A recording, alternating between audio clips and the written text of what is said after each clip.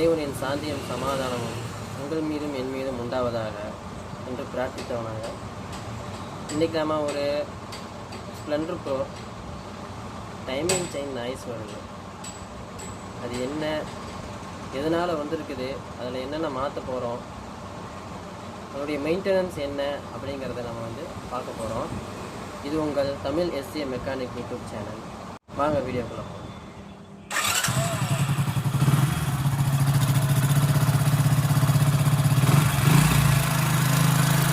நல்லாவே நாய்ஸ் வருது. சரி வியூவர்ஸ், நம்ம இந்த கப்பை கழட்டி மேக்னட் சைடு கவரை கழட்டி டாப் சைடு டோரையும் கழட்டிக்கலாம். சரி வாங்க வீடியோ.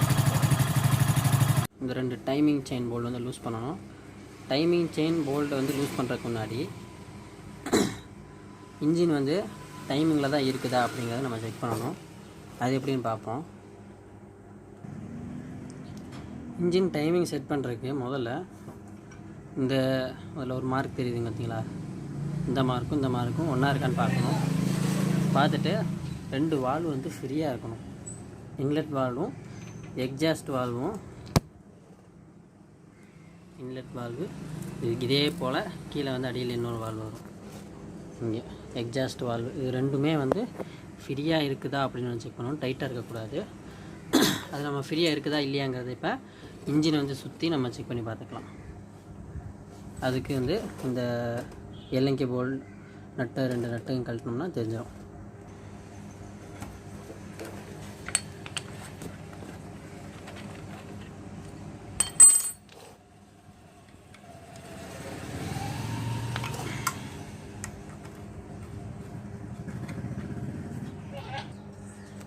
உள்ளே பார்த்தீங்கன்னா தெரியும், 14 சைஸு போல்ட் நட்டு ஒன்று இருக்கும்.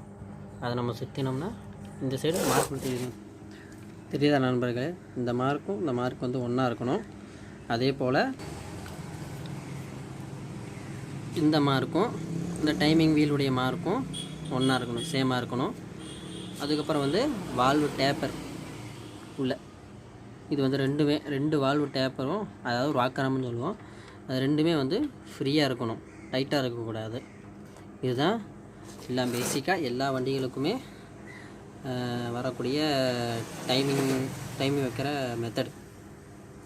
சரி ஓகே, அடுத்தது நம்ம டைமிங் வீல் எப்படி கழட்டலான்னு பார்த்துடலாம். 4 8mm போல்டு வரும். இந்த 4 8mm போல்டு கழட்டினா இந்த கவர் நம்ம அப்படியே உருவி எடுத்துக்கலாம்.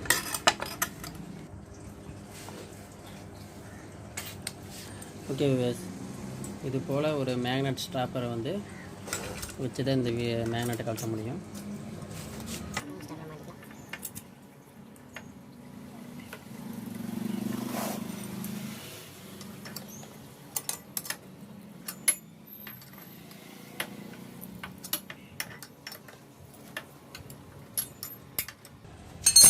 இது ஓவர் டெம்பர் ஆச்சுன்னா கட்டாயி மூஞ்சிலே அடிச்சிடும், அப்புறம் மூஞ்சியெல்லாம் பெந்துடும். அடுத்ததாக 14 சாக்கெட் பாக்ஸ்.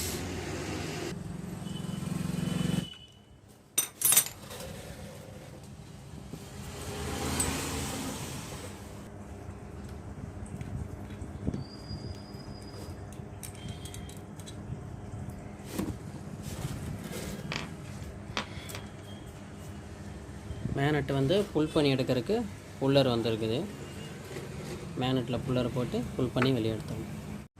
இது போல் புல்லரின் உதவினால் நம்ம இந்த மேக்னெட்டை வெளியே எடுத்துடலாம். சின்ன மேக்னெட் வெளியே எடுத்துடலாம்.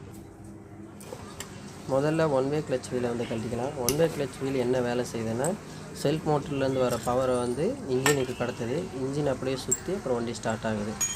அடுத்ததாக செல்ஃப் மோட்டரில் வர கீரை கழட்டணும். அதுக்கு சர்க்கிளிப் பிளேயர் போட்டு சர்க்கிளிப்பு கழட்டிக்கலாம். பார்த்து கழட்டணும். ரொம்ப விரிச்சிங்கன்னா அது ரொம்பவுமே விரிஞ்சிடும், கட்டாயிரம். அப்புறம் 1 வே கிளச் வீலை உருவி எடுத்துக்கலாம். அடுத்து 2 சைட்லேயும் இருக்கிற ரப்பரை கழட்டிக்கலாம்.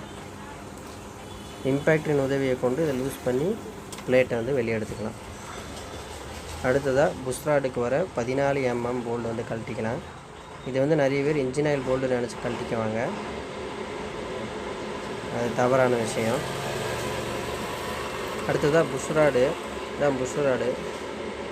ஓரளவுக்கு நல்லா தான் இருக்குது. டைம் செயின் கிட்டில் அதெல்லாம் வந்துடும். Timing chain wheel, rubber wheel, cam wheel, spindle wheel, oil pump கீருன்னு கூட சொல்லலாம். டைமிங் செயின் மூலிமா அது சுற்றும். புஷ் ராடு ரப்பர் வந்து மேலே சேஞ்ச் பண்ணணும். சில நேரம் வந்து அது வெட்டையாயிடும். வெட்டையாச்சுனாலே எல்லாத்துக்கும் தெரியும், வெட்டையாச்சும் அது உடம்பு. இது போல் புல் பண்ணி வெளியே இழுத்திங்கன்னா வந்துடும். அவ்வளோதான். 2 சைடு நட்டையும் கழட்டி கேம் வீலை வந்து இழுத்துக்கலாம். நட்டு கழட்டுறதுக்கு முன்னாடி மேக்னெட் இருக்கும்போதே 2 போல்டையும் லூஸ் பண்ணி வச்சுக்கிறது நல்லது. இல்லைன்னா சுற்றிக்கிட்டே இருக்கும். போரில் வர ரப்பர் 10 mm போல்டு போட்டிருக்கோம். போரில் வர ரப்பரை வந்து கழட்டிக்கலாம்.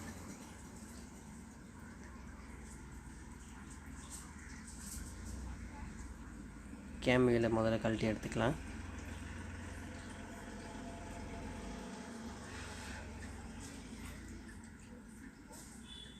கேம் வீலு,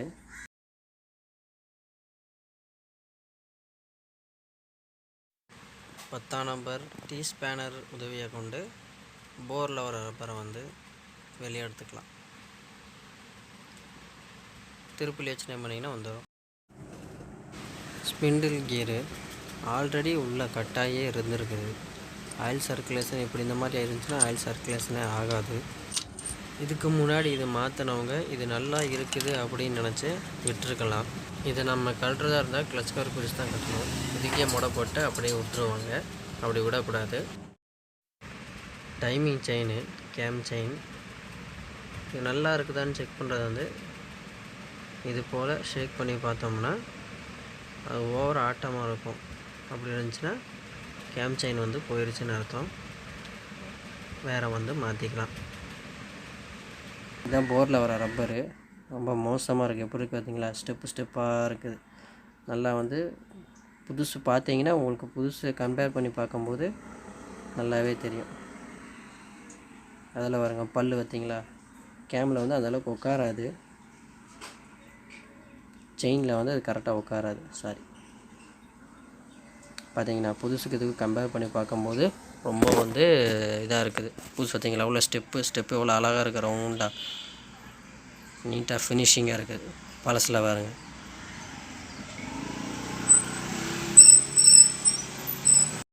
இப்போ புது ஸ்பிண்டில் கீர் மாற்றணுன்னா கிளச் கவர் சைடு பிரிக்கணும்.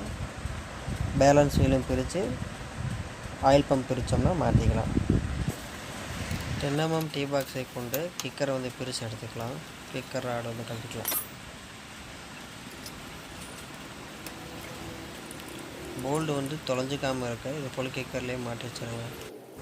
கிளச் கேப்பில் வந்து பிரித்து எடுத்துக்கலாம்.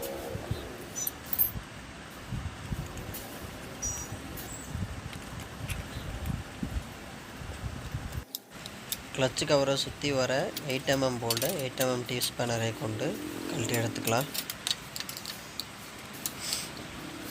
இதுக்கு முன்னாடி இன்ஜின் ஆயிலை கழட்டி வச்சுருந்தோம்னா ஈஸியாக இருக்கும். தொடர்ந்து இது போல் வீடியோக்களுக்கான தமிழ் எஜ்ஜே மெக்கானிக் யூடியூப் சேனலை சப்ஸ்கிரைப் செய்து கொள்ளுங்கள். உங்கள் சந்தேகங்களை கமெண்டில் தெரிவியுங்கள். உங்கள் ஆதரவை எமது மோட்டிவேஷன். கிளச் லிவர் அமுத்துனீங்கன்னா கிளச் கவர் வெளியே வந்துடும்.